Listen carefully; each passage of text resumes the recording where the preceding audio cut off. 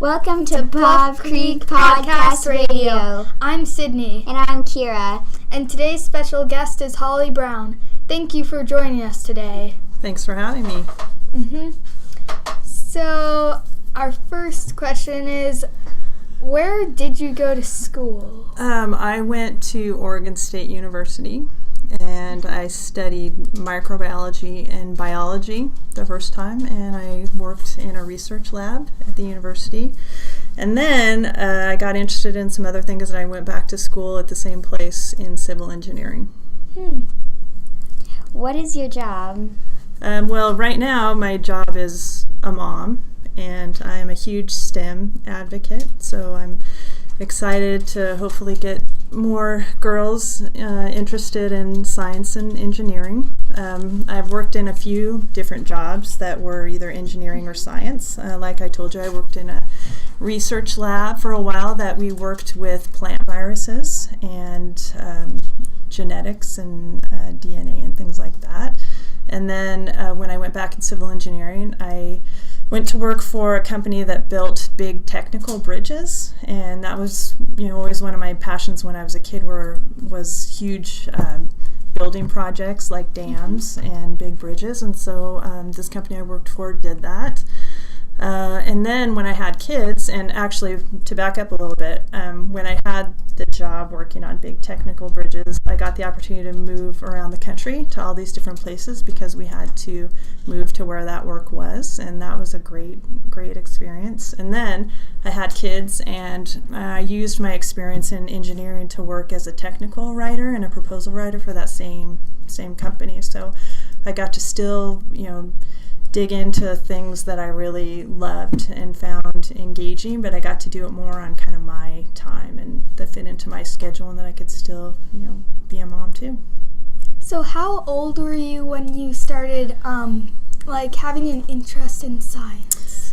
I always did. So I think initially when I was about 5, I wanted to be a ballerina, and then after that I wanted to be an architect, and then I wanted to be an astrophysicist, and then I wanted to be a geneticist, and then I got interested in molecular biology specifically, and that's what I ended up doing in college the first time. So basically my whole life, except for the ballerina part.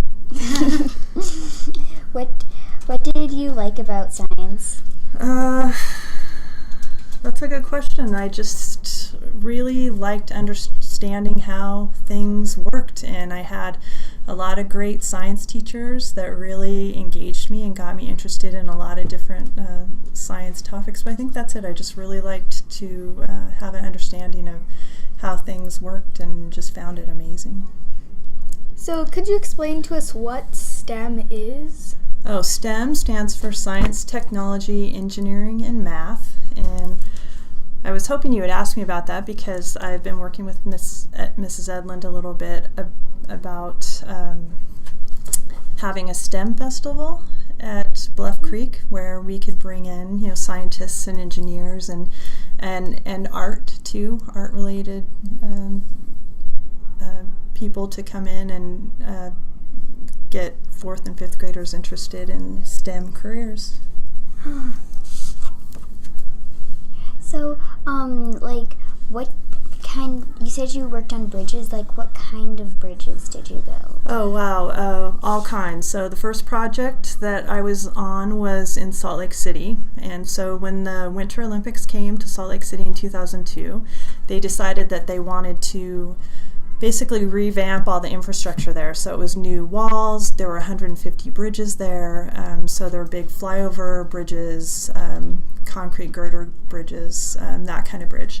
And then also I've worked on a floating bridge. So one of the world's longest saltwater floating bridges is the Hood Canal Bridge in Seattle and Puget Sound, and I worked on that project. And our company, I have friends that have worked on the Tacoma Narrows Bridge and cable stay bridges. There's a cable stay bridge, cable stayed bridge in Boston that we've worked on. So a lot of different kinds. The Tacoma Narrows Bridge is a suspension bridge. So I'd say just about every kind. I'm talking to you guys earlier about movable bridges, that we've worked on a couple movable bridges, some that turn, and some that go up like a bascule bridge, like London Bridge. What's a suspension bridge? A suspension bridge is like, if you can think of the Golden Gate Bridge. So that's a good example of a suspension bridge, where you have a main cable that goes between two towers, and then cables that go straight down to the roadway and suspend or hold up the roadway. So that's a suspension bridge. A cable stayed bridge is kind of similar, but all those cables supporting the roadway are attached directly to each of those towers.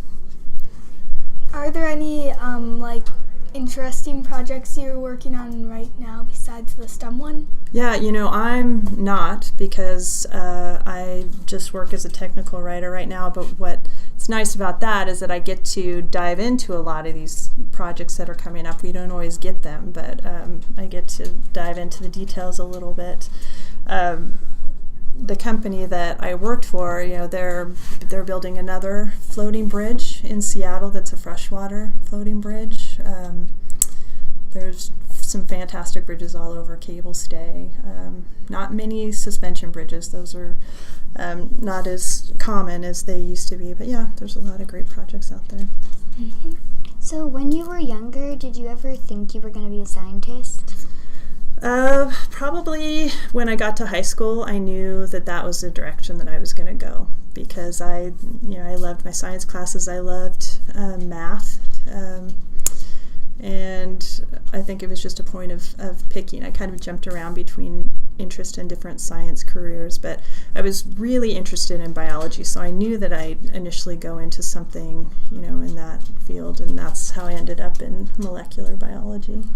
But I still, as a kid, I always loved giant bridges and giant dams and, really big, heavy civil projects, and I always just kind of had that love too. Mm-hmm. When you're at home, what do you do like besides science and STEM and stuff? I love to read. I love to do stuff with my kids. I cook a little. Why would you encourage more girls to be scientists? Well, I guess unfortunately, there's a lot more men in science and engineering, and it's a shame, because girls and women have a lot to bring to the table as far as creativity, and they definitely have the talent to do it, and it's just a shame that you don't see equal amounts of girls and boys that go into engineering and science. What qualities do you think that some girls have that would help them benefit for being like scientists and engineers and stuff? Well, just like I said, girls are smart, and they just need to believe in themselves, I think, sometimes. They're creative, and, that's what you need, to get interested and engaged and be passionate about something, and, that's all you need to be good at it. Mm-hmm. So, okay, so thank you so much for joining us today. Today's podcast was brought to you by Bluff Creek Podcast Radio, encouraging you to connect with someone new today.